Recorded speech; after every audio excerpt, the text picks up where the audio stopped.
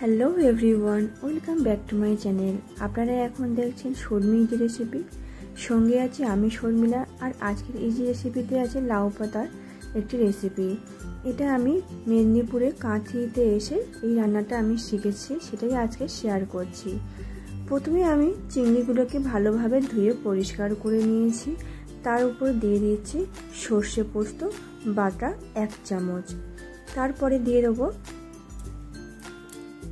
পেঁয়াজ কুচি, কাঁচা লঙ্কা কুচি, আর দিয়ে দিচ্ছি সর্ষের তেল, লবণ, হলুদের গুঁড়ো 2 চামচ, আর চাট মশলা, চিনি, লঙ্কার গুঁড়ো দিয়ে খুব ভালোভাবে এটাকে মিশিয়ে নিয়েছি।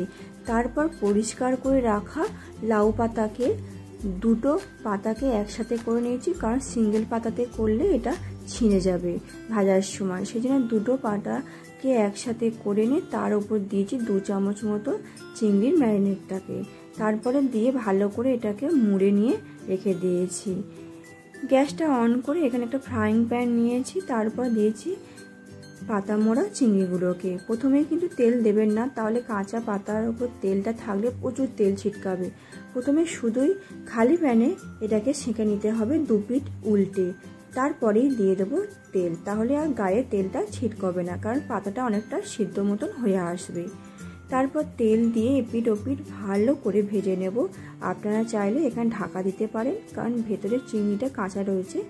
ঢাকা দিলে এটা খুব ভালোভাবে সুন্দর এটা সিদ্ধ মতন হয়ে যাবে আর খেতে খুবই ভালো লাগবে। তারপর আমাদের এটা কিন্তু রেডিও হয়ে গিয়েছে, আর এটা কিন্তু গরম গরম ভাতের সাথে একদমই জমে যাবে। আর রেসিপিটি যদি আপনাদের ভালো লেগে থাকে তাহলে অবশ্যই করে লাইক, শেয়ার, কমেন্ট আর সাবস্ক্রাইব করতে ভুলবেন না।